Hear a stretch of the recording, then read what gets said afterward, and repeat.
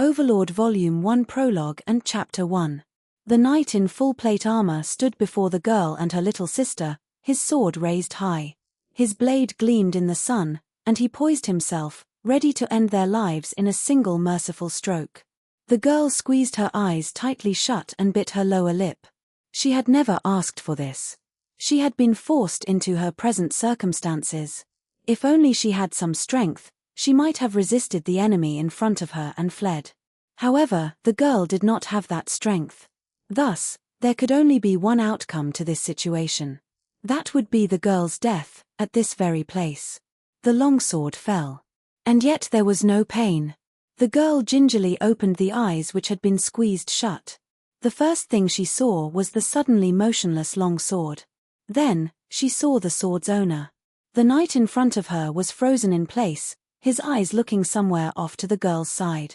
His completely defenseless posture clearly displayed the fear that filled him.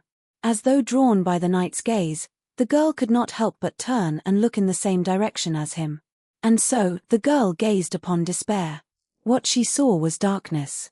It was an infinitesimally thin, yet unfathomably deep blackness. It was a half-oval of obsidian that seemed to protrude from the earth. It was a mysterious sight that filled the ones watching it with a powerful sense of unease. Was it a door? The girl could not help but think so after she saw what lay before her. As her heart lurched, the girl's conjecture was confirmed. Something seemed to be coming out of that shadowy passage. And in the moment that it resolved itself in her eyes, "Hi!" a deafening shriek came from the girl. It was an opponent which humanity could not overcome. Twin points of crimson light burned brightly within the empty eye sockets of a bleached skull. Those 2 points of light coldly scanned the girl and the others present, like a predator sizing up its prey. Within its fleshless hands it grasped a magic staff that seemed divine in nature, yet inspired dread in equal measure. It was like a crystallization of all the beauty in the world. It wore an intricately detailed black robe, and it resembled nothing so much as an incarnation of death, born from the darkness of another world. In an instant, the air seemed to freeze.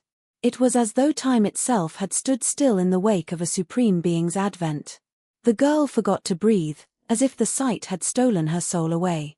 Then, in this silent realm, the girl began choking, and gasped for air. This avatar of death must have manifested itself in order to guide her to the land of the dead. It was only natural to think so. But then, the girl who thought this way suddenly realized that something was wrong. That was because the knight who had been planning to kill her from behind was now completely still. Gah! A cry that sounded like a wail crept into her ears. From whose mouth had that sound come? It felt like it could have come from hers, or that of her little sister, shivering in fright, or from the mouth of the knight that had been about to kill her. A skeletal hand slowly extended itself, its fingers spreading as though reaching for something, and they moved past the girl, toward the knight behind her. She wanted to look away from it, but fear kept her gaze in place. She had the feeling that if she averted her eyes, she would see a far more horrible sight instead. Grasp heart. The incarnation of death clenched its fist, and the girl heard the sound of crunching metal from behind her. Though she was afraid to take her eyes away from the figure of death, curiosity got the better of her and the girl wrenched her eyes away, whereupon saw the body of the knight. He was sprawled motionless on the ground, like a puppet whose strings had been cut. He was dead. There was no doubt that he was dead. The danger that had almost claimed the girl was no more. But this was no cause for celebration. The death that stalked her had merely taken a more concrete shape. That death drew close to the girl, who watched it with terrified eyes. The darkness in her field of vision grew ever larger. It's going to swallow me up. As the girl thought this, she clutched her sister tightly to herself. The notion of escape no longer existed within the girl's head. If her opponent were human, she might be able to cling to some faint hope and struggle desperately for her life. But the being before her shattered that hope like spun glass. Please, at least let me die without pain. That was all the girl could hope for. Her shuddering sister hugged her tightly. All she could do was apologize for her weakness, for being unable to protect her sister's life. She prayed that her sister would not be lonely as they went on to the afterlife, because they would be traveling there together. And then, The End and the Beginning. Part 1. In the year 2138 AD there was a term, DMMO-RPG. That word was an acronym for Dive Massively Multiplayer Online Role-Playing Game. These games were played by connecting a dedicated console to the brain via a neuronal nano-interface, an intracerebral nanocomputer network, created from the fusion of cyber and nanotechnology. These were games that allowed one to enter a virtual world and experience it as though it were real life. And among the myriad DMMO-RPGs that thronged the market, one of them stood head and shoulders above the others. Yggdrasil.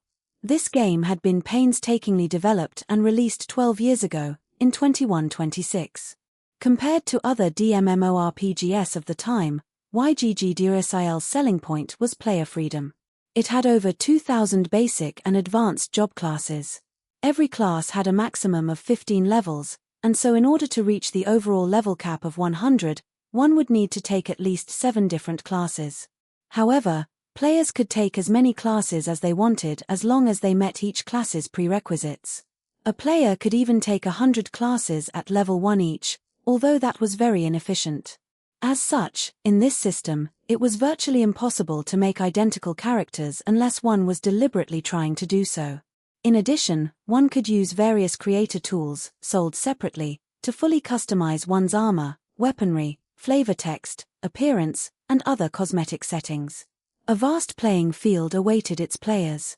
There were 9 worlds in total: Asgard, Alfheim, Vanaheim, Nidavellir, Midgard, Jotunheim, Niflheim, Helheim, and Muspelheim. It boasted a massive world, numerous classes, and freely customizable appearances. These features ignited the creative spirits of its Japanese players, and sparked what would later be known as a stylistic revolution.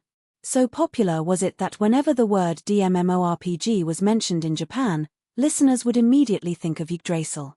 Still, all these were things of the past now. Black diamond, black diamond, black diamond. A gigantic table carved of gleaming black stone sat in the center of the room, surrounded by 41 luxurious chairs. However, most of those seats were empty. Once, every single place had been filled, but now only 2 were occupied. One of the seated people was clothed in a magnificent black academic robe, edged in violet and gold. The collar seemed excessively gaudy, but somehow it fit the overall design. However, the exposed head was a bare skull. Points of dark red light glowed in its large eye sockets, and behind that skull glowed a halo of black radiance. The being in the other seat was not human either, merely a mass of a black, sticky substance. Its tar-like surface roiled and writhed continuously, never staying in the same shape for more than a second. The former was an Overlord, the highest ranked of those magic casters who had become undead in order to learn the most potent spells. The latter was an Elder Black Ooze, which boasted the most powerful corrosive ability of the slime families. One might encounter these monsters in the most difficult dungeons. Overlords could use powerful spells of the highest tiers of magic, while Elder Black Oozes were dreaded for their ability to degrade weapons and armor. However, they were not game monsters, but players. In Yggdrasil, players could choose their character races from 3 broad groups: humanoid, demi-human, and heteromorphic. Humanoids were the basic player type and comprised humans, dwarfs, wood elves, and the like. Demi-humans tended to be ugly, but possessed superior attributes to humanoids. Examples of demi-humans were goblins, beast men, ogres, and so on. Finally, heteromorphic races had monstrous abilities, but despite their stats being generally higher than those of other races, they also possessed various drawbacks. There were around 700 playable races in total, including the advanced versions of these races.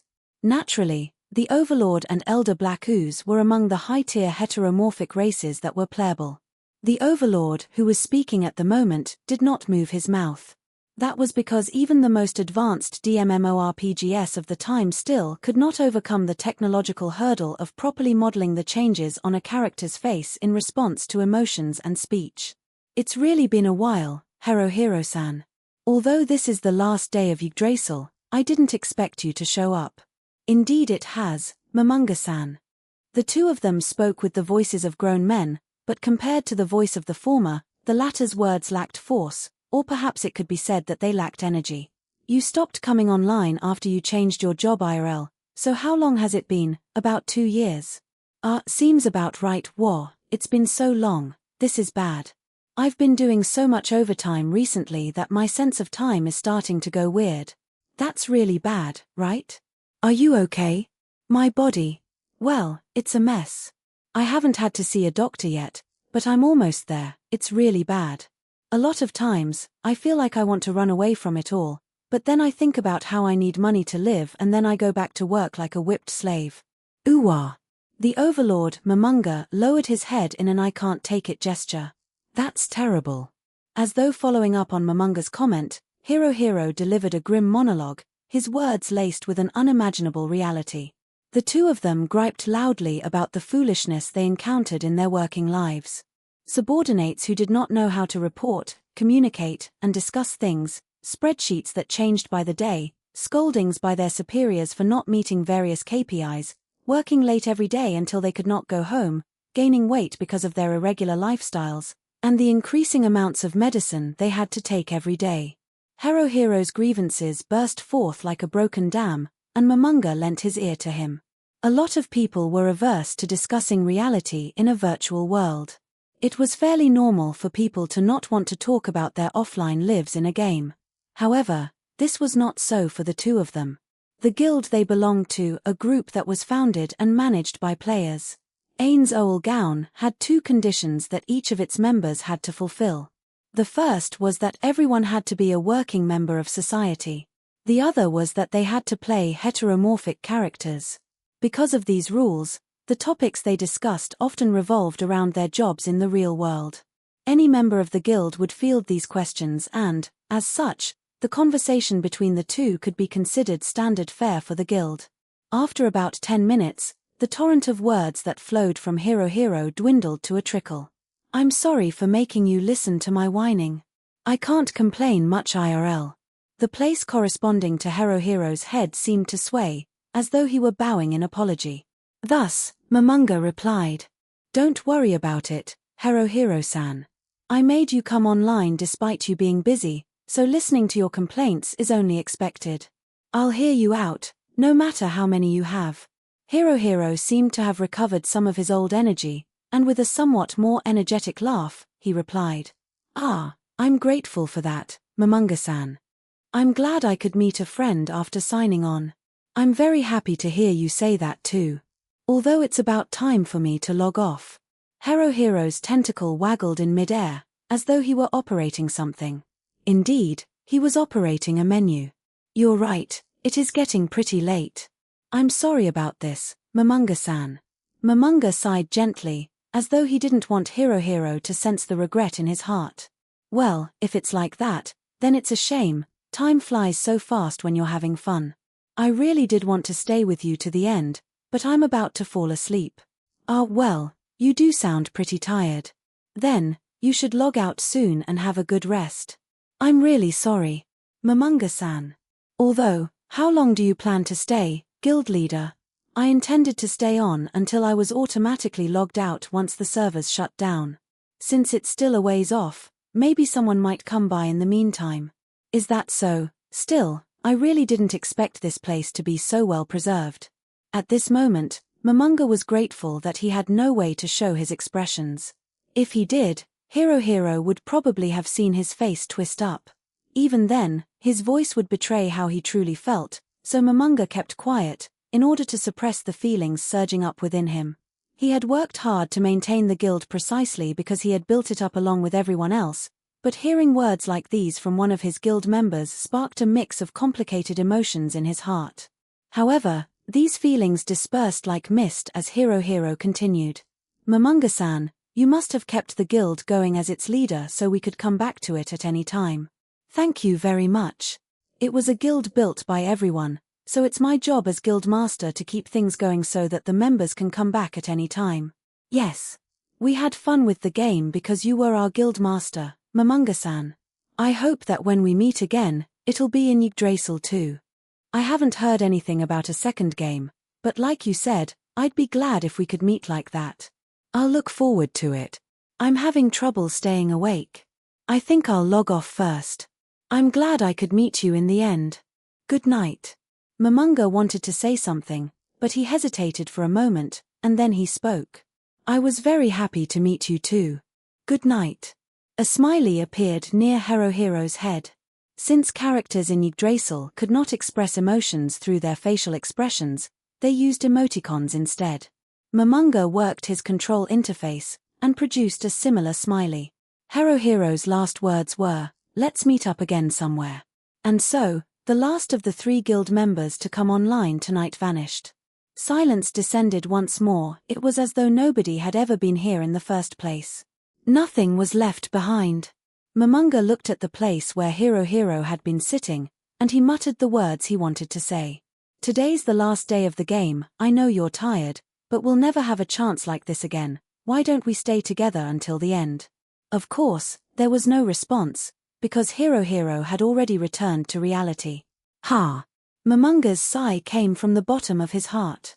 In the end, it was better that it had remained unsaid. During their brief exchange, he could already tell how tired Herohero was from the sound of his voice. Still, despite his fatigue, Herohero had still responded to the email he had sent, and logged on for the last day of Yggdrasil before it closed down. He should have been grateful enough for that. Asking him to stay on would not just have been a matter of being thick-skinned, but actively causing him trouble. Momonga stared at the seat Herohero had occupied until just now, and then turned to look at the other 39 seats. Those were the places where his old comrades had once sat a day. After going a circle around the table, Momonga returned his eyes to Herohero's place. Let's meet up again somewhere, huh? Let's meet up again somewhere. See you again.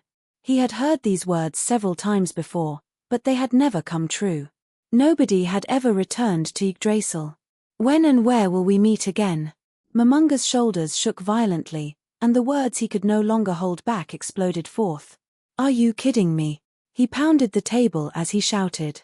The Yggdrasil system registered this action as an attack, and began the complex calculations of Momonga's barehanded attack strength against the table's defensive strength to determine the final total of damage inflicted. In the end, the area Momonga had struck emitted a simple 0. This is the Great Tomb of Nazarick that we built together. How could you abandon it just like that? After he shouted the words in his heart, the only thing left in there was emptiness. No, that's not right. They didn't abandon it lightly, they simply made the choice between reality and fantasy. It couldn't be helped. Nobody would betray the guild. Everyone who made that decision must have found it painful. Momonga muttered like he was trying to convince himself, and then he stood up. He walked toward the wall, where an elaborately decorated magic staff was kept. 7 serpents twined around the body of the staff, which resembled the Kerykeion carried by Hermes Trismegistus. The serpents' mouths gaped open in agony, and each mouth held a gem of a different color. The grip was exquisitely carved out of crystal and glowed with blue light. Anyone would be able to recognize this staff as a supremely high-quality item, and it was a guild weapon that was unique to this guild. One could call it the symbol of Ainz Ooal Gown. This staff, which should have been a treasure held by the guild master, was instead kept in this room as a decoration. That was because there was nothing else which represented the guild quite like this. Guild weapons were typically kept hidden away in safe places and not used for their tremendous powers because a guild would be disbanded if its associated guild weapon was destroyed.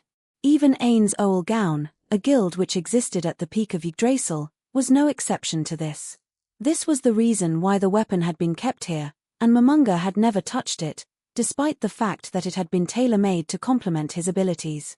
Momonga extended a hand to the staff, but stopped halfway.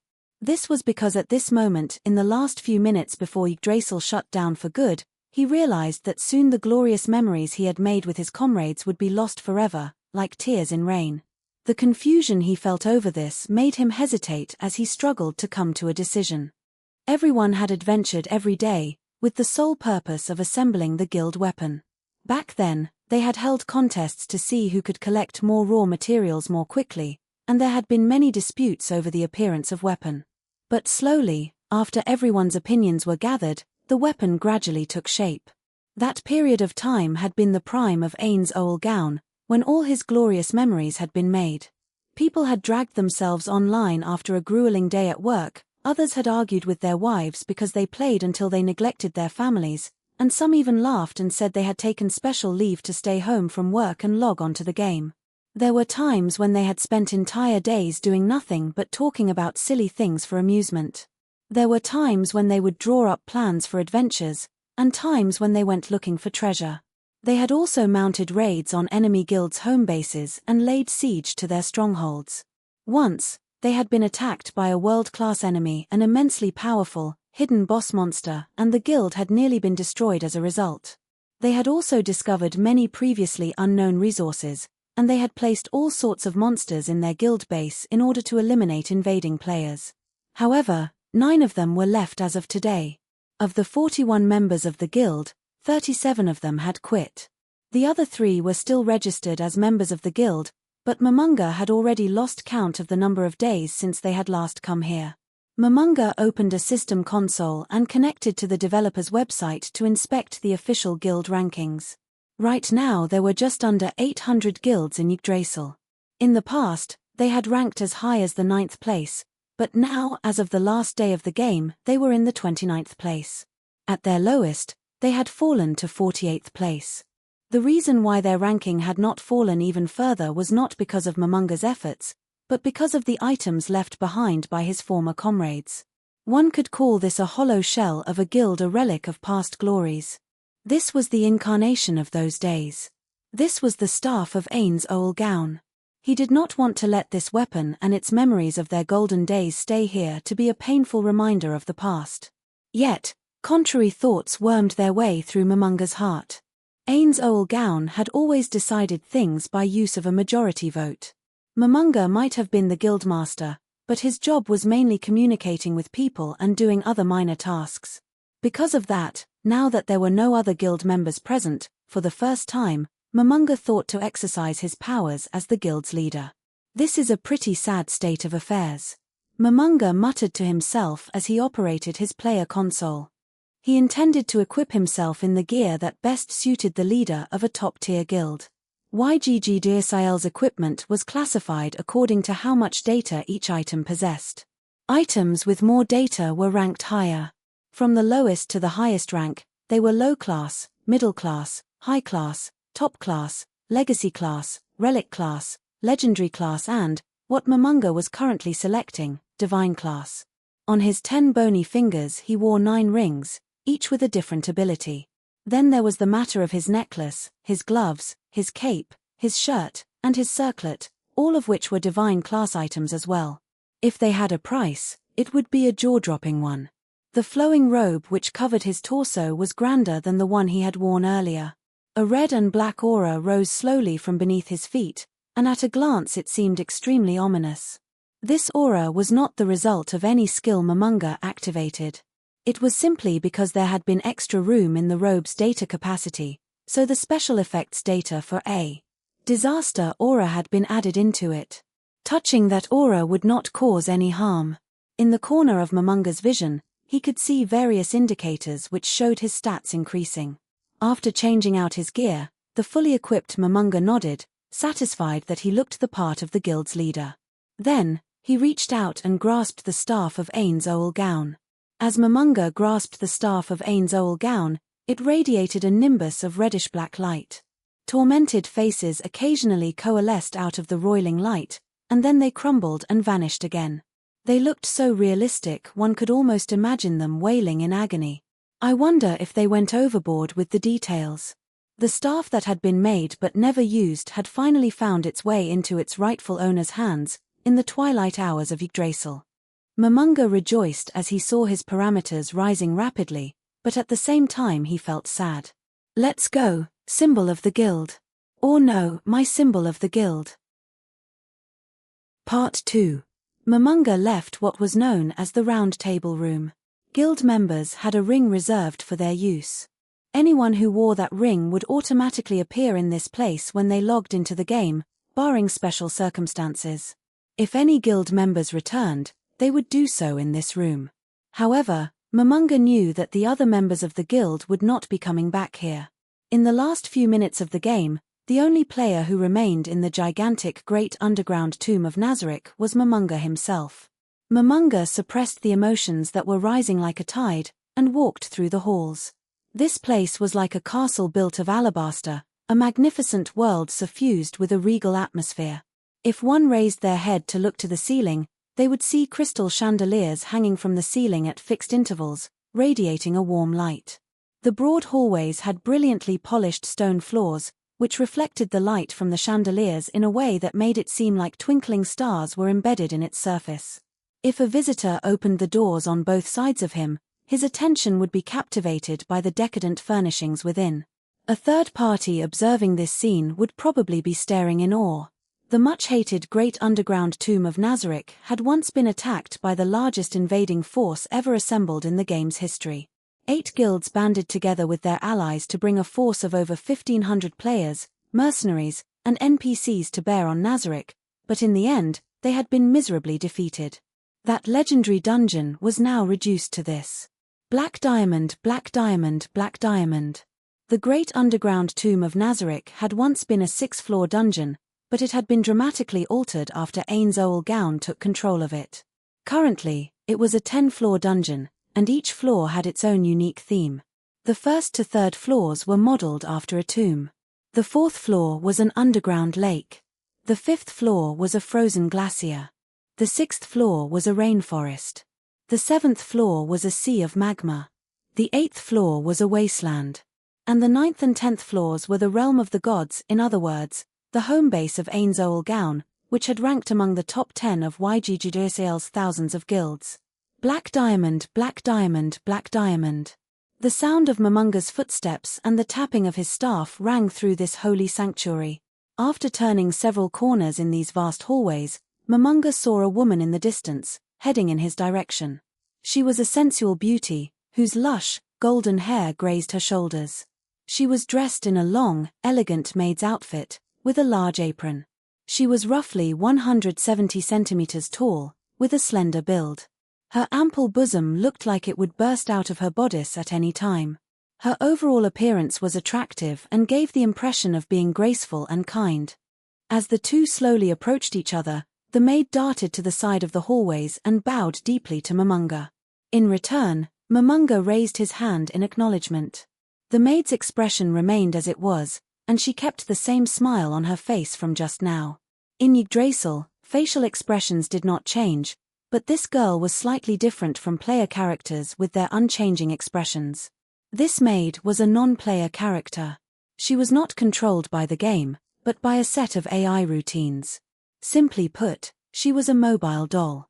Even if her design was incredibly realistic, her bow was nothing more than a programmed action. Momonga's acknowledgement of her bow was nothing more than a foolish gesture, because she was nothing more than a doll. However, Momonga had reasons for not treating her coldly.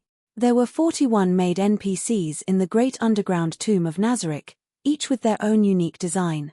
Their creator was a mangaka who had broken into the industry with his made illustrations, and who was currently serialized in a monthly magazine. Momonga studied the maid carefully. Apart from her looks, he also scrutinized her uniform. The intricacy of the design, especially the fine embroidery that speckled her apron, was enough to make people gasp in awe. Their design had been exceptionally detailed because of the declaration, "Made uniforms are their secret weapons."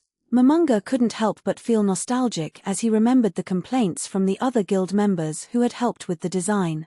"Ah, that's right. I think it was from then that he started saying that made uniforms are justice.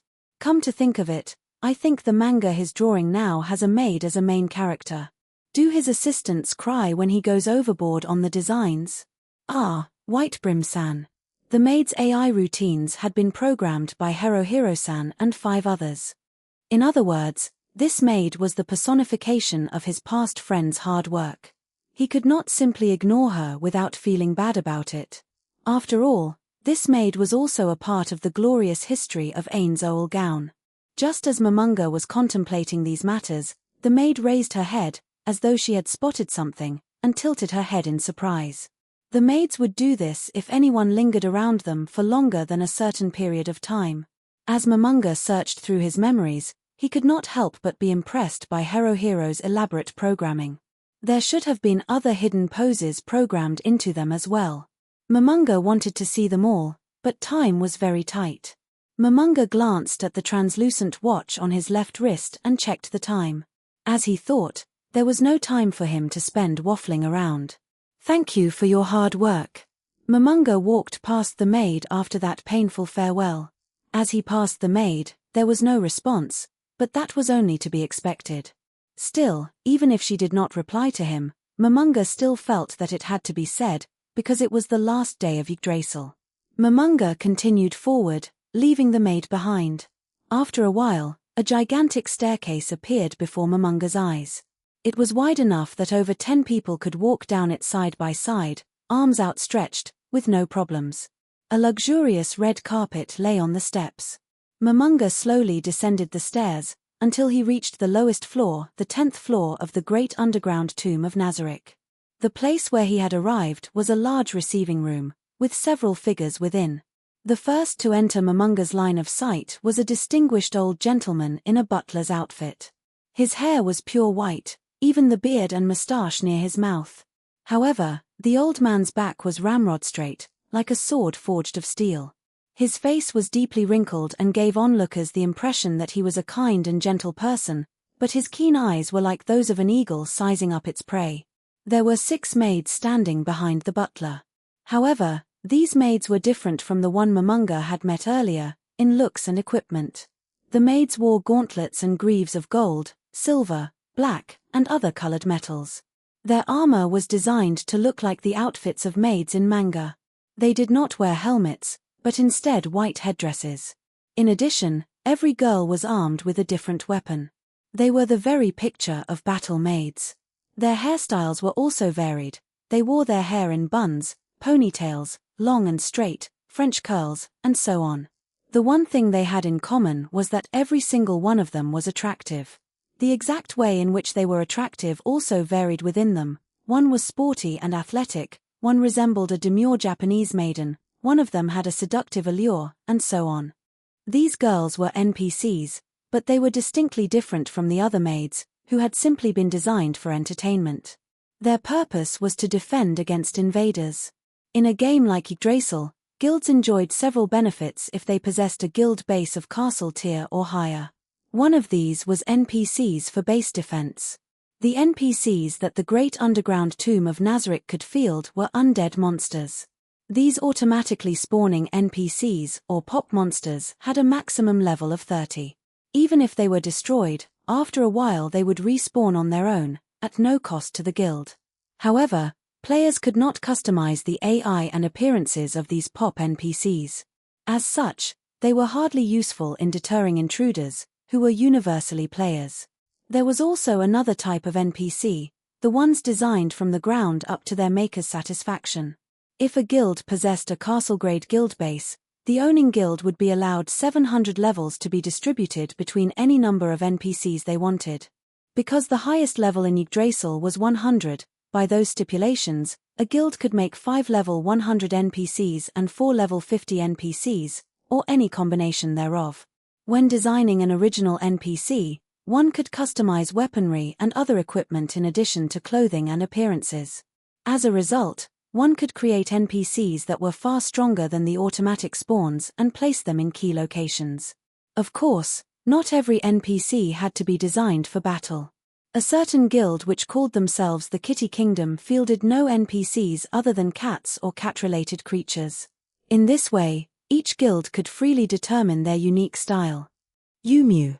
Momonga placed his thumb on his chin, and looked at the butler and maids who were bowing to him. Momonga typically used teleportation magic to move through the various rooms, so he had not had many chances to come this way. Looking at the staff filled him with nostalgia. He reached his hand out and touched an invisible menu, opening a page that only guild members could see. Then, he selected an option from several choices. As he did so, the names of the butlers and maids appeared over their heads. I see. So that's what they were called. Momonga laughed softly, at himself for forgetting their names, and also because of the fond memories they brought up in him. There had been quite a few arguments between his colleagues when they had chosen names for the NPCs. The butler, Sebas's, design was that of a house steward. The 6 maids beside him were combat maids loyal to Sebas. Together, they were called the Pleiades. In addition to these maids, Sebas was also in charge of the tomb's manservants. The text box for Sebas contained more detailed information, but Momonga did not feel like reading it. The servers would shut down soon and he had to be somewhere before then. As an aside, all the NPCs apart from the maids were also very well fleshed out. This was because the guild members were all fans of complex backstories and details. Many of the guild members were artists and programmers, and a game like this which emphasized the customization of appearances, allowing them to indulge their desire to create and design, was a godsend to them. Originally, Sebas and the combat maids were intended to be a last line of defense against invaders. However, if enemy players could penetrate this deeply into the tomb, they would be able to handily defeat Sebas and the maids, so they were little more than speed bumps to buy time. However, no player had ever made it this far, so they had been waiting here for orders. Without orders, all they could do was wait for a chance to be of use. Momonga tightened his grip on the staff of Ainz Ooal Gown. He knew it was foolish to feel pity for NPCs. They were nothing more than a collection of electronic data, and the closest they could come to real emotion was a very skilled set of AI routines. However, as Guildmaster, I shall put the NPCs to good use. Momonga could not help but laugh at himself for that incredibly lame line, and then he gave them a command. Follow me. Sebas and the maids bowed respectfully, to show they had heard and acknowledged the order. Leading them away from this place was not what the guild members had intended for them. Ainz Ooal Gown was a guild that respected the will of the majority. It was forbidden for an individual to selfishly manipulate the NPCs that everyone had made together. However, this was the day when the curtains would fall on everything. Given that, everyone would probably forgive his indulgence. As Momonga thought about this, he continued moving forward, followed by the sounds of many footsteps. Eventually, the group arrived at a vast hemispherical dome-shaped hall. 4 colored crystal lamps glittered from the ceiling, and there were 72 niches in the walls. Most of them were filled with statues. Each statue was modeled after a demon's appearance, and there were 67 of them. This room was called the Lemigton. It was named after the Lesser Key of Solomon, which was a magical grimoire. The statues in the niches were designed to resemble the 72 demons mentioned in that book, and in truth they were golems, made out of extremely rare magical alloys. There should have been 72 of them, but there were only 67, because their creator got bored of the project and quit halfway. The 4 colored crystal lamps on the ceiling were a type of monster, and the moment an enemy entered their range, they would summon high-ranking elementals of earth, water, wind, and fire, in addition to bombarding them with area of effect attack magic. If these crystal lamps all attacked at once, the firepower they unleashed could easily defeat 2 parties of level 100 players, which would be roughly 12 people. This room could be said to be the final defensive line of the Great Underground Tomb of Nazarick. Momonga led the servants behind him past the magic circle, and laid eyes on the giant doors before him. The majestic set of double doors were over 5 meters in height, and covered in intricate carvings. The left side was shaped into a beautiful goddess, while the right was made to resemble a cruel demon. So realistic was their design that even from across the room, Momonga thought that they would attack him. Still, while the carvings looked like they could move, Momonga knew that they had never moved before.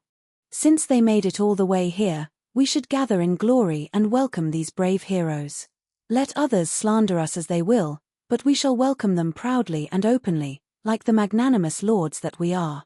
That idea had been passed, in accordance with the majority vote rule. Albert San. Albert Alan Odell. He was arguably the most obsessed with the idea of evil in the guild. Was it because of Chunibya? Momonga felt that way as he looked around the large hall. Will these 2 statues attack? He was right to feel so uneasy. Even Momonga did not fully grasp the secrets of all the mechanisms in this dungeon. It would not be strange if one of the retired guild members had left a strange sort of present for him. And the one who had designed this set of doors was just such a person. In the past, he had designed a very powerful golem, But shortly after activation, a flaw in the combat AI made itself known and it attacked everyone around it. To this day, Momonga still had his doubts about whether that mistake had been on purpose. "Hey, Lucifer-san, if they really attack me, I'll be mad, you know." However, Momonga's caution in reaching for the doors was unfounded. As he touched them, they opened by themselves, although they did so slowly, in deference to their massive weight. The air changed. Although the atmosphere from earlier was filled with quiet solemnity, the scene before his eyes now exceeded that by far. The air became a pressure that weighed heavily on the entire body. It was an exquisite piece of work. And in this wide, high room, even packing several hundred people inside would not make the room feel crowded. The high ceiling and the surrounding walls were a predominantly white color, with golden decorations as highlights. The numerous chandeliers which hung from the ceiling were made of precious stones of all colors of the rainbow, and they emitted a fantastic, dreamlike radiance. Numerous flags emblazoned with different symbols hung from flagpoles sunk into the walls. A total of 41 of these flags swayed gently in the wind, from the ceiling to the floor. In the center of this room that was tinted gold and silver, there was a flight of stairs about 10 steps high. Atop these stairs was a gigantic throne, carved out of a single piece of crystal, whose back was high enough to touch the ceiling above it. A huge red banner hung down behind it, proudly displaying the symbol of the guild. This place was located in the deepest reaches of the Great Underground Tomb of Nazarick. It was also its most important place, the throne room. Oh! Even Momonga could not help but gasp at the sheer magnificence of this room. He felt that it was easily the second most impressive location in Yggdrasil, if not the first. This was the most suitable place for him to welcome the final moments of the game. As Momonga advanced through the room that seemed to absorb the sounds of his footsteps, his eye fell on the female NPC that stood by the side of the throne. She was a beautiful woman who wore a pure white dress, and the faint smile on her face was that of a goddess. In stark contrast to her dress, her hair was a flowing, lustrous jet black that reached down to her waist. Although her golden irises and vertically slitted pupils were somewhat odd, apart from those she could easily be considered a world-class beauty. However, a pair of curled horns sprouted from the sides of her head. In addition, a pair of black feathered wings emerged from her waist. Perhaps it was because of the horns, but her divine smile seemed like a mask that concealed her true feelings. She wore a golden necklace that patterned after a spiderweb. It extended from her shoulders down to the tops of her breasts. Her slender wrists were covered in a pair of lustrous silk gloves, and in her hand she held a strange weapon that looked like a wand of some sort. It was roughly 45 centimeters long, and a black orb hovered at its end, floating lightly in the air but holding its position at the end of the wand. Momonga had not yet forgotten her name. She was the overseer of the floor guardians of the Great Underground Tomb of Nazarick, Albedo. She was in charge of the 7 NPC floor guardians. In other words, she was the highest-ranked character in the Great Underground Tomb of Nazarick. Because of that, she was permitted to await orders within the throne room, in the deepest reaches of the tomb. However, Momonga turned a sharp look on Albedo. "I knew there was a world-class item here, but how is it that there are 2 of them here now?" In Yggdrasil, there were 200 ultimate items in the game, known as world-class items. World-class items possessed unique abilities, and some of them were so balance-breaking that they could even request changes to the game's rules by the developers. Of course, not every world-class item possessed such insane power. Even so, a player who possessed even a single world-class item would be catapulted to the highest echelons of fame in Yggdrasil. Ainz Ooal Gown possessed 11 items of them, the most of any guild. Even that was far in excess of any other guild. The guild in second place only possessed 3 such items. With the permission of the other guild members, Momonga was allowed to possess one of these ultimate items, and the rest of these world-class items were scattered throughout Nazarick. However, most of them were stored in the depths of the treasury, defended by its avatars. The only reason why Albedo could possess such a rare treasure like this without Momonga's knowledge was because the guild member who designed Albedo had given it to her. However, since today was already the last day of the game, Momonga felt that he should respect the wishes of his comrade who had given the item to Albedo, and so he did not take further action. "This is a good place." Momonga's words were directed to Cebes and the Pleiades as they reached the base of the stairs leading to the throne. After that, he began climbing the stairs, but stopped when he heard footsteps behind him. Momonga could not help but laugh, although his skeletal face could not show any expressions. The NPCs were merely inflexible AI routines. If he did not give a specifically worded command, they would not recognize it as an order. Momonga had forgotten this, and thus he had not properly commanded the NPCs. After his guild members left, Momonga had begun solo hunting by himself to a nearly ridiculous degree in order to earn the gold needed to maintain Nazarick. He did not build friendships with other players and avoided them, as well as the high-difficulty areas he used to visit when his guild members had still been around. Then, he would deposit his earnings in the treasury before logging out. This had been his routine for almost every day. As such, he did not have much contact with the NPCs. "Stand by." The sound of footsteps stopped. After Momonga gave the correct command, he ascended the final steps and arrived at the throne. He stared openly at Albedo, who stood by its side. Though he had entered this room before, he did not recall her eyes tracking him in his memories. What kind of backstory was she designed with? All Momonga knew about her character was that she was the overseer of the Guardians, as well as the highest-ranked NPC in Nazarick. Driven by curiosity, Momonga opened up a console and began scrolling through the details of Albedo's flavor text. A flood of densely packed characters filled his vision. It was like reading an ancient epic poem. If he took his time to read it in detail, he would probably still be reading until the game ended. Momonga felt like he had stepped on a landmine. If he could move, he would have been trembling now. He wanted to scold himself for having forgotten that Albedo's creator was obsessed with this sort of thing. However, since he had already opened it, he had no choice but to abandon his resistance and continue scrolling. He didn't even skim the text for the important points, he simply scrolled to the bottom as fast as he could while looking at the title. After skipping past vast expanses of text, Momonga's mind settled on the last line, and froze. She is also a slut. He could not help but stare. Hey! What does this mean? A cry of disbelief escaped Momonga's non-existent lips. He looked the words over several more times, eyes filled with suspicion, but in the end, he could not find any other meaning to them. After several rounds of thought, he could only come to the conclusion he had started with. A slut, it must be an insult of some sort. Each of the 41 guild members had designed their own NPCs, so he could not understand why anyone would want to treat the NPCs they had designed themselves in this manner. Perhaps he would understand why after reading that long essay of flavor text. However, there were guild members who would come up with these unconventional designs. Albedo's designer, Tabula Smaragdina, was one of those people. Ah, is this what they call Gapmo?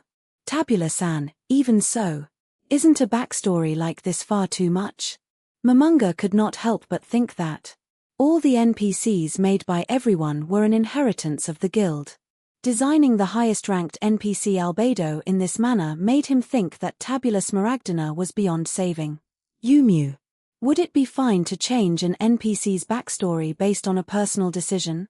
After thinking about it for some time, Momonga came to a conclusion. Should I change it? Currently, with the guild weapon in his possession, Momonga could be said to be the master of the guild. It should be all right to exercise the guildmaster's authority he had never used before. Momonga's doubts vanished like mist, as he steeled himself to right the wrongs of his guildmate. He extended the staff of Ainz Ooal Gown that he was holding. Normally, one would need developer tools to change a character's backstory, but through his power as guildmaster, he could directly access her settings and edit them. After some action on his console, the slut line vanished. Well, it should be like that. Momonga thought a bit more, and looked at the gap in Albedo's flavor text. I should probably fill that up.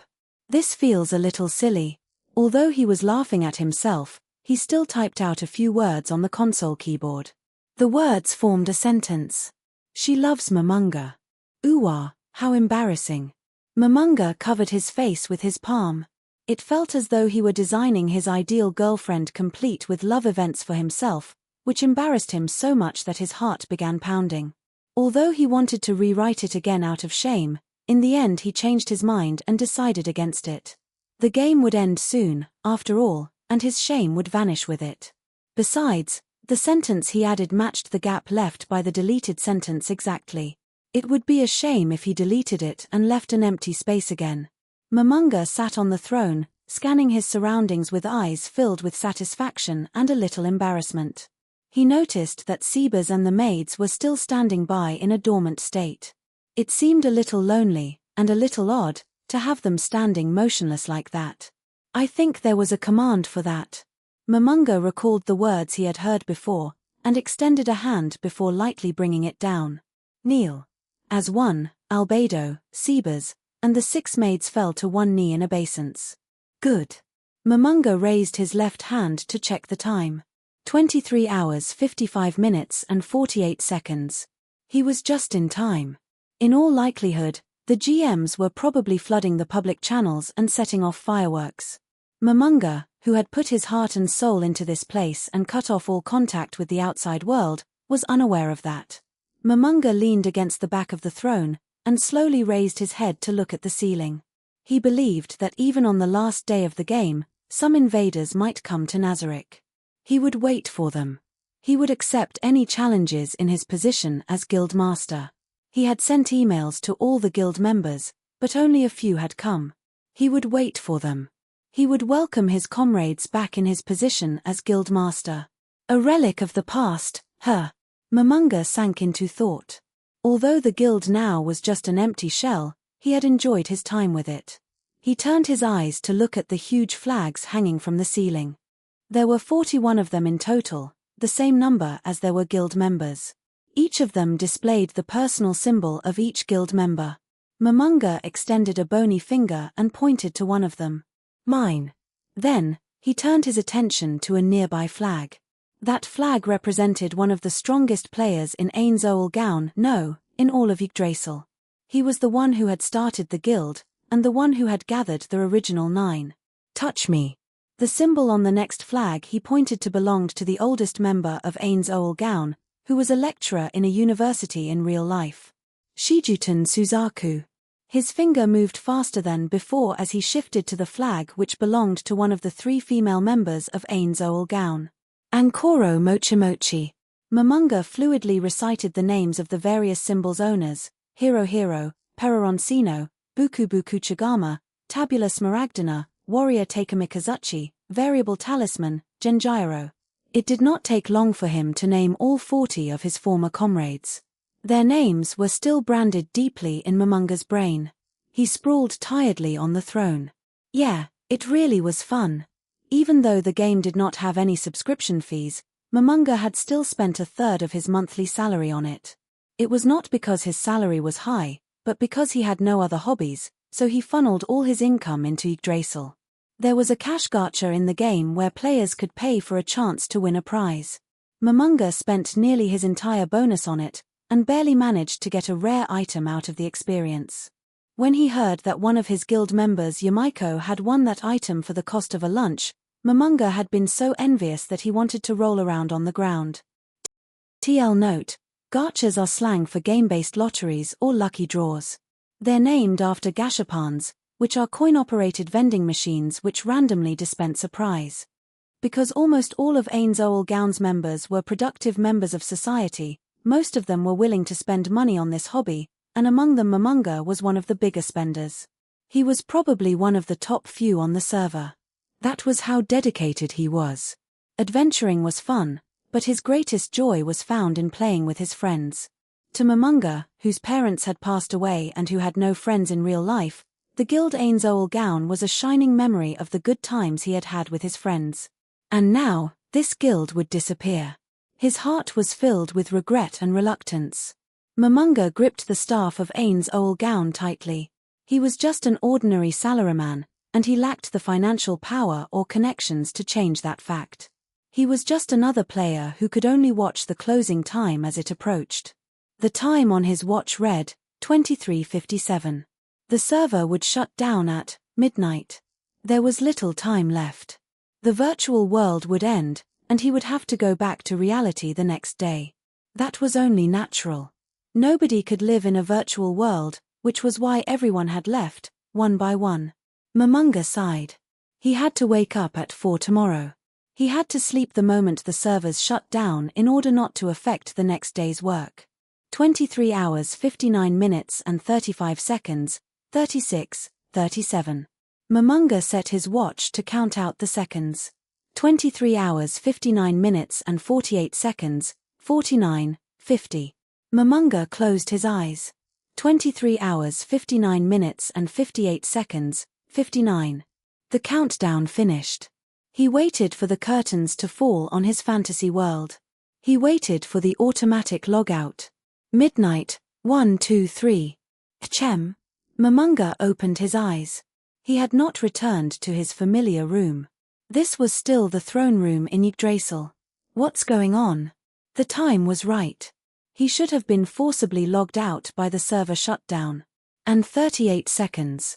It was definitely past midnight. The clock could not have gone wrong because of a system error. Confused, Momonga looked around him, searching for any clues in the vicinity. Could it be they delayed the server shutdown?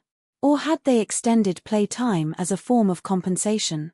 Although numerous reasons appeared in his mind, they were all far from the truth.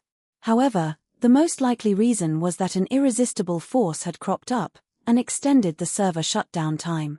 If that was the case, the GMs would have made an announcement.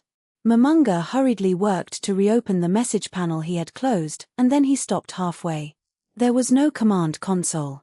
What on earth happened? Momonga was filled with panic, frustration, and suspicion, but he was also surprised by how calm he was considering the circumstances. He decided to call on other means. Forced connections that did not require a console, the chat function, a GM call, a forced logout. None of them responded. It was as though they had been deleted from the system. What the hell is going on? Momonga's angry voice echoes through the throne room, then vanished.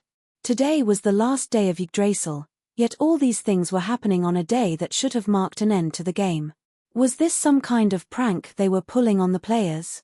Momonga was quite unhappy that he could not meet the end of the game in style, and the words he muttered clearly illustrated the anger inside him. There should not have been any reply to his hostile suspicion. However, what's wrong, Momonga-sama? It was the first time he had heard that beautiful woman's voice. Momonga was startled, but he still kept searching for the source of the voice. When he found the one who had spoken the words just now, he was speechless. The person who had answered him was the NPC raising her head, Albedo. Part 3. Khan Village. It was located on the border of the kingdom at the Empire, near the southern tip of the Azelarizia mountain range, just outside a patch of woodland named the Great Forest of Tob. For a frontier village of the Reisti's kingdom, its population was unexceptional, 120 souls, distributed among 25 families. The village made its living from the resources of the forest and agriculture.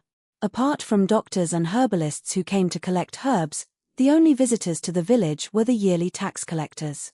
Time seemed to stand still for the few residents of this village. Village life was very busy even in the early hours of the morning. Villages did not possess the magical illumination of continual light which could be found in cities, so the villagers would rise with the sun and work hard all day until the sun went down. The first thing Henry Emmett did after getting up extra early in the morning was to carry water from the nearby well.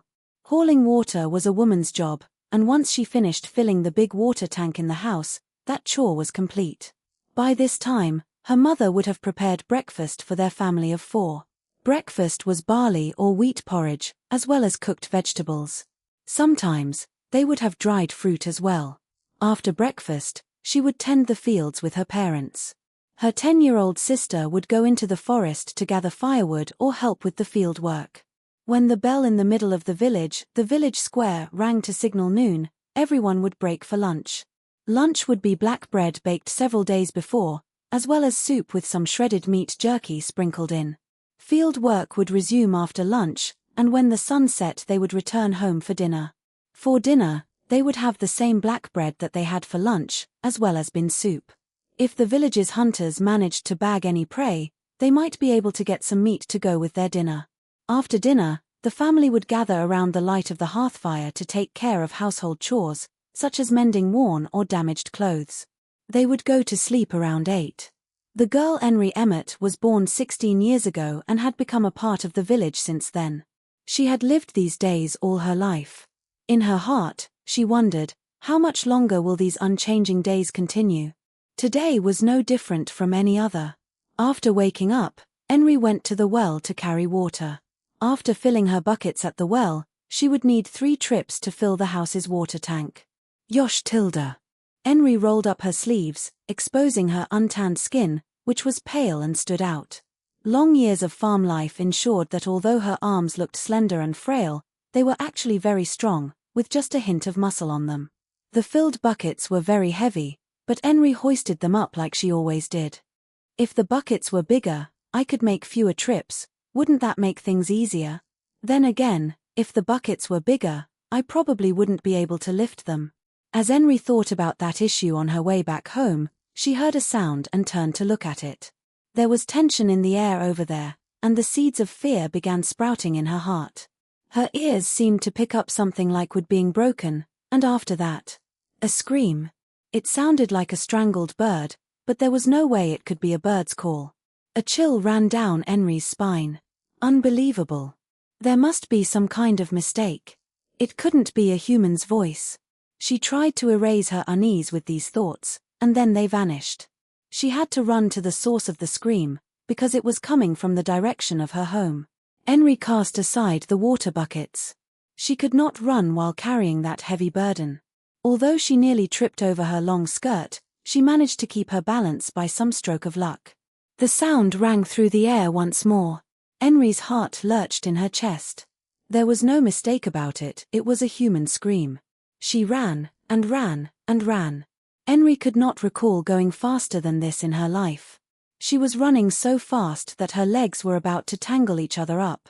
The neighs of horses, the screams of people, and shouts. These sounds were becoming clearer and clearer. In the distance, Henry could see an unfamiliar man in armor swinging his sword at a villager. The villager collapsed to the ground with a howl of pain, like a puppet whose strings had been cut, and a swift thrust from the sword dealt him a fatal blow. Morga-san. There were no strangers in a small village like this. Everyone was as close as kin. As such, Henry knew exactly who had been killed before her eyes. Mr. Morga was a loud but pleasant man. He had done nothing wrong, and did not deserve to die like this. Henry wanted to stop, but in the end she gritted her teeth and ran on.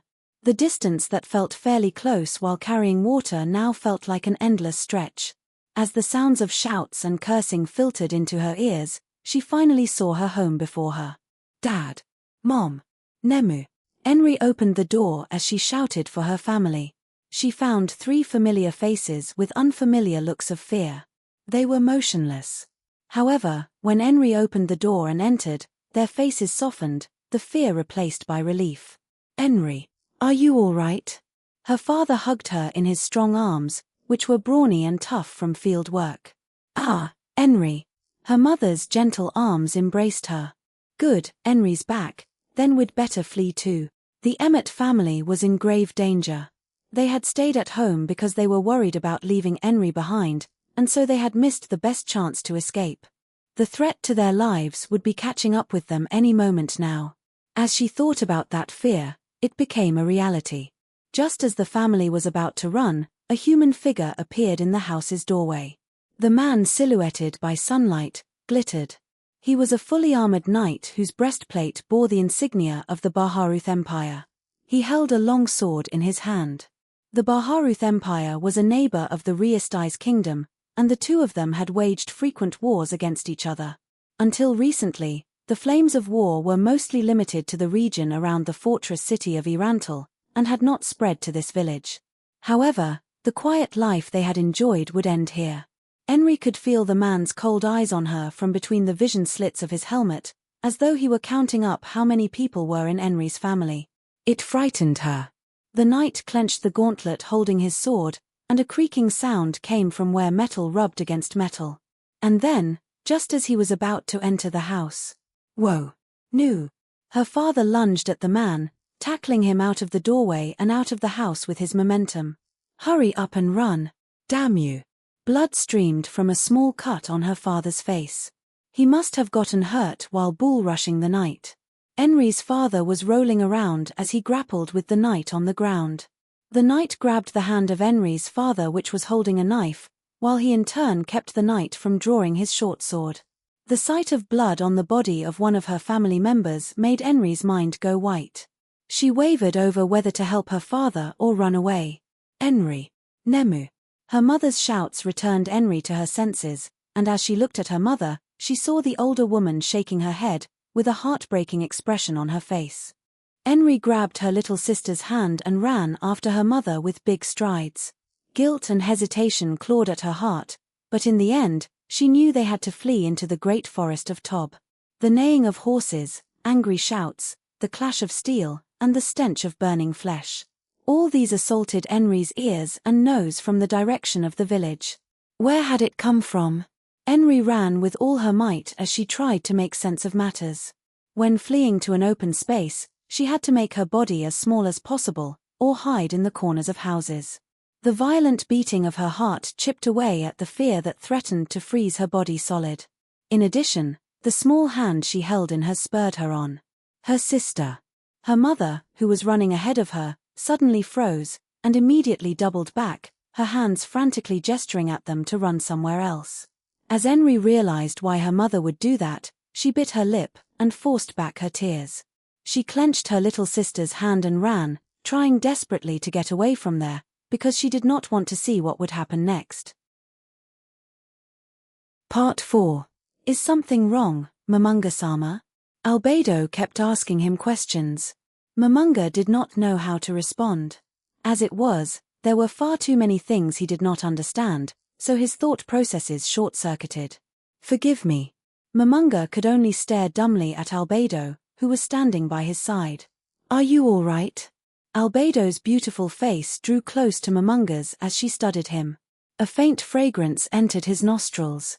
The scent seemed to restore Momonga's ability to think, and his mind, which had been hitherto out of commission, slowly returned to normal. No, nothing is wrong. No, nothing. Momonga was not the sort of person who made a habit of speaking politely to dolls. However, hearing Albedo's questions instinctively made him want to respond with deference. Her movements, her speech patterns, her whole being radiated an undeniable humanity. Momonga still had the feeling that something was terribly wrong about Albedo and himself, but he had no way of understanding exactly what the problem was. All he could do in this ignorant state was to suppress his fear, shock, and other unnecessary emotions. However, Momonga was a common person, and could not do that. Just as Momonga was about to cry out, the words of one of his guild members came to mind. Panic is the seed of defeat, so you must maintain your calm and think logically. Remain calm, look beyond your surroundings, and don't waste your effort on unnecessary details, Momonga-san. As he recalled these words, Momonga slowly regained his composure. Momonga silently thanked Punito Mo, the Zhuge Liang of Ainz Ooal Gown. Is something the matter? She was close to him now. Albedo was so close he could feel her gentle breaths. Her lovely face dimpled in an adorable way as she asked her question. Momonga, who had calmed himself after much effort, was in danger of being driven into panic again from her nearby face. The GM call function does not seem to be working. Entranced by Albedo's limpid eyes, Momonga could not help but question the NPC. In Momonga's past life, he had not received romantic attention from the opposite sex, let alone those of a sexual nature. Although he knew that she was just an NPC, he could not help but be moved by her realistic expressions and movements. However, as his passions stirred within his heart, they were quenched like they had been earlier, and he returned to normal. Momonga felt uneasy at the lack of strong emotions within himself, and he wondered if it was related to the words of his comrade from just now. But was that really the case? Momonga shook his head. Now was not the time to ponder these things. Please forgive my inability to answer the Supreme One's questions about this, GM call. I apologize for not meeting your expectations. Nothing would please me more than a chance to make up for my prior mistake. Please, command me as you see fit. The two of them were conversing. There was no doubt about that. Learning this fact shocked Momonga so greatly that he could not speak. Impossible. This should have been impossible. The closest thing NPCs could come to conversations was with macroed responses to being addressed in a certain way. There was audio data for roars and cheering for players to download, but actually allowing an NPC to engage in conversation was an impossible task. Even Sebas from just now could only accept simple orders. Why had such an impossible event occurred? Was this phenomenon limited to Albedo? Momonga dismissed Albedo with a wave of his hand, and disappointment flashed across her face as she retreated. Momonga turned his eyes from her body to the butler and the 6 maids, whose heads were still lowered. Sebas. Maids. Yes. Their voices chorused out as one, and then the butler and maids raised their heads. Approach the throne. Understood. They responded as one, and then rose to their feet. After that, they proudly strode to the front of the throne before dropping to one knee and lowering their heads again. Momonga had learned 2 things from this. The first was that he did not need to specially enter commands on a keyboard. The NPCs would understand his intentions and execute his orders. The second was that Albedo was not the only one who could speak. At the very least, all of the NPCs in this room were exhibiting anomalous behavior. As Momonga thought about this, he suddenly felt that there was something very wrong about himself and Albedo. In order to discover exactly what that something was, he fixed Albedo with a piercing gaze. Is something wrong? Have I made a mistake? As he finally realized what the problem was, he did not shout, nor did he keep silent, but he simply sighed imperceptibly. That unexpected breadth of facial expressions. The reason why her mouth could move and why she could speak. POS, Cybele. Momonga hurriedly placed a hand on his mandible, and spoke. His mouth was moving. This should have been impossible, going by what he knew about DMMO-RPGs. A character's mouth would not move with their words. The basic premise was that external appearances were fixed. Because of that, facial expressions were impossible to design. In addition, Momonga's face was a skull, without a tongue or a throat. He looked down to his hands, and they were the same fleshless pair that he was used to. He could also see that he had no lungs or, indeed, any other internal organs. But then, how was he speaking? Impossible. Momonga could feel the certainty he had in the world evaporating away, replaced by an ever-growing uneasiness. He suppressed his desire to shout out and, like he expected, his surging emotions were suddenly quashed. Momonga slapped forcefully at the throne, but as he expected, no damage values appeared. What should I do? Is there anything I can do? He knew nothing about what was going on. Nobody would help him even if he got angry. Then, his first priority should be looking for clues. Sebas. He could see an earnest, sincere expression on Sebas's face. He looked like a real person. It should be fine to give him orders, right? Although he had no idea what would happen, he could assume all the NPCs in the tomb were loyal to him, right? For all he knew, the people in front of him might not be the NPCs that everyone had made together. Numerous questions rose up in his mind, floating on a sea of uneasiness, but Momonga forced aside all these emotions. In the end, the only choice he had for reconnaissance was Sebas. He glanced briefly to Albedo, but then Momonga steeled himself and decided to order Sebas out. The mental image of a department chief giving orders to his subordinates appeared in his mind. Momonga took on a superior, commanding attitude, and spoke. Exit the tomb and investigate the surrounding region. If you encounter intelligent creatures, interact peacefully with them and invite them to the tomb. Attempt to accommodate the other party as much as possible during negotiations. Do not stray more than 1 kilometer from the tomb and avoid unnecessary combat. Understood, Momonga-sama. I will do so immediately. In Yggdrasil, NPCs made to protect a guild base could not leave it under any circumstances. However, it would seem this ironclad restriction had been overturned. No, he could only be certain of that once Sebas returned. Select one of the Pleiades to accompany you. If battle begins, retreat immediately and tell me everything you have learned. That was simply the first step. Momonga let go of the staff of Ainz Ooal Gown. The staff did not fall onto the ground, but floated in the air as though someone were still holding it. This was in complete defiance of physics, but it was a common sight in the game. There were quite a few items in Yggdrasil which would continue floating in the air when left unattended. The aura of tormented spirits seemed to cling to Momonga's hand as he let the staff go, but Momonga paid it no heed. He was long since used to that sight, or not. Thinking that the macro command would have already been built in, Momonga snapped his fingers and deactivated the aura. Momonga folded his arms. The next step would be, I should contact the game company. The game company would know the most about Momonga's present situation. The problem was actually contacting them. Normally, simply using the shout command or a GM call would put him in touch with a GM instantly, but if these methods did not work either. Message. This was a spell used to communicate in the game. Normally, its use was restricted to certain places and conditions, but perhaps he might be able to make good use of the spell in this current situation. The problem was that this spell was originally designed to communicate with other players, so it might not be able to reach a GM. And in this extraordinary situation, there was no guarantee that the spell would work either. However, he had to give it a try. Momonga was a level 100 spellcaster.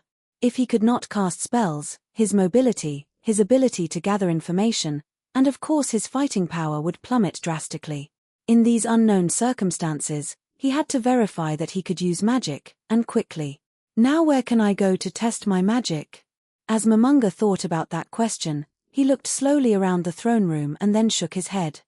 Although this was an emergency situation, he had no desire to conduct magical experiments in the silent, nearly sacrosanct throne room. He contemplated suitable locations for magical testing, and then a promising place came to mind. There was one more thing he wanted to confirm, in addition to his own abilities. He wanted to be certain of his authority. He had to know whether his powers and privileges as the Guildmaster of Ainz Ooal Gown still existed. Until now, all the NPCs he had met were loyal to him. However, in the Great Tomb of Nazarick, there were several NPCs with levels equal to his own. He had to make sure they were still loyal. However, Momonga glanced at the kneeling Sebas and the maids, and then at Albedo beside him. Albedo was smiling. It was a beautiful smile, but it seemed to be concealing something else behind it.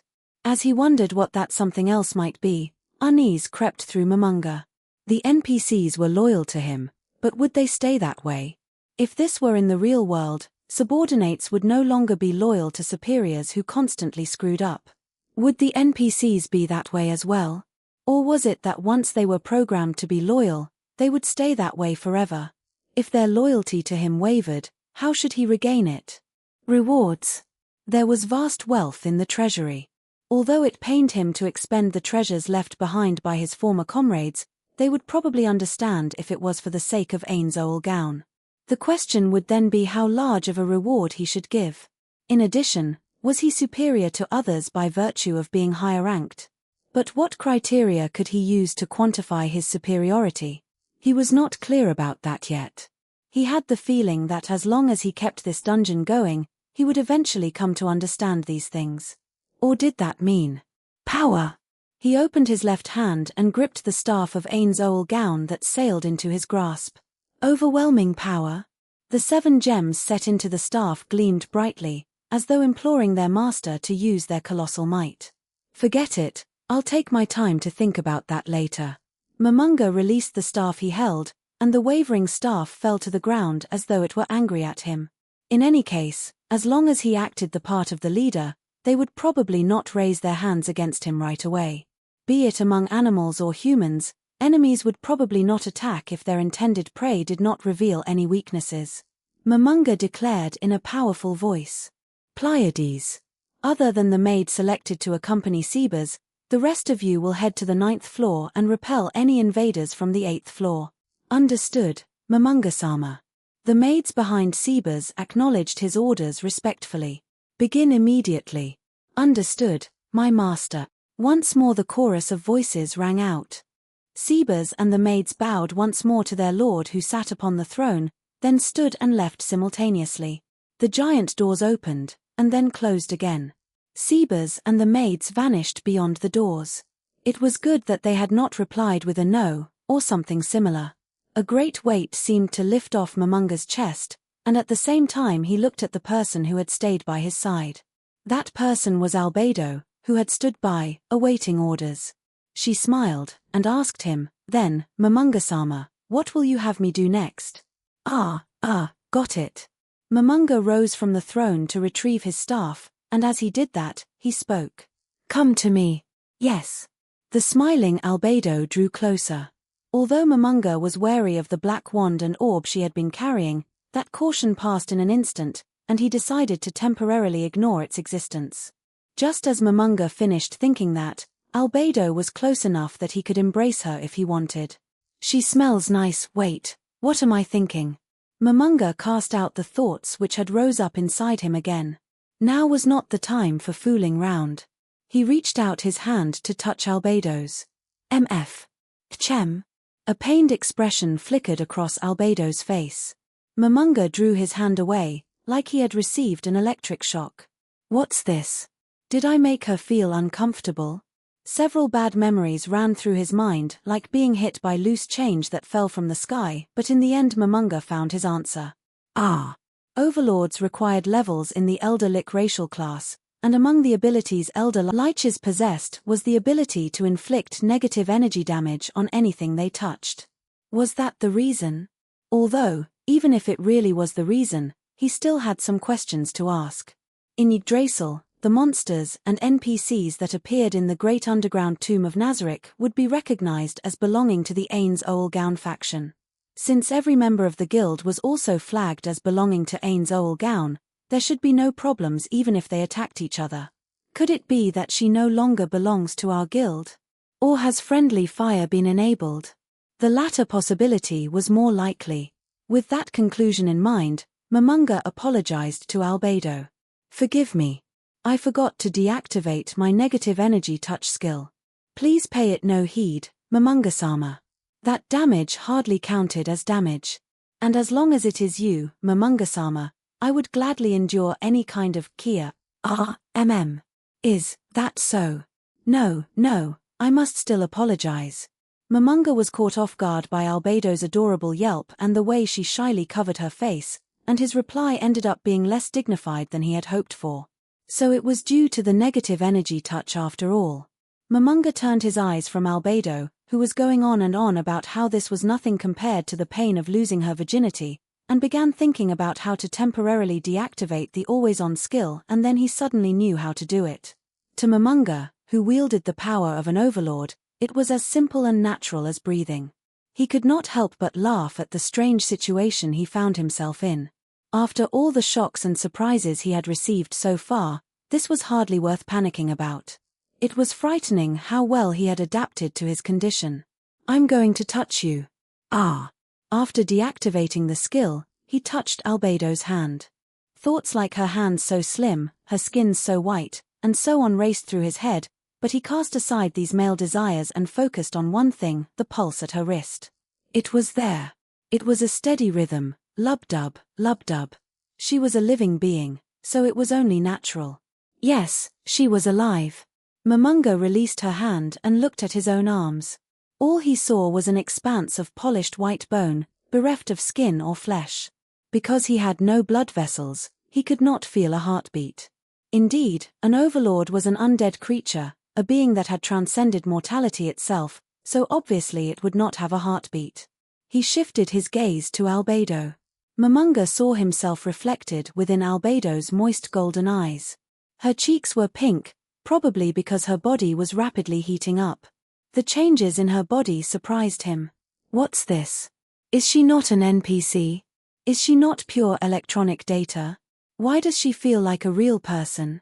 What kind of AI could do this? More importantly, why is it that Yggdrasil feels like the real world? Impossible. Momonga shook his head in denial. There was no way such a fantastic scenario could have occurred. But once the idea took root, it was not easy to eradicate. Momonga was not sure how to proceed given the changes in Albedo. The next step, yes, the final step. If he could confirm that, then all of his predictions would be vindicated. Was this real life, or was this just fantasy? He had to do this. If she attacked him with that weapon of hers, it could not be helped. Albedo. May I touch your breasts? Hey. The air between them seemed to freeze. Albedo's eyes went wide. A wave of depression washed over Momonga as he considered his words. I have to do this. What the hell was he thinking, saying that to a woman? He wanted to scream despicable at the top of his voice.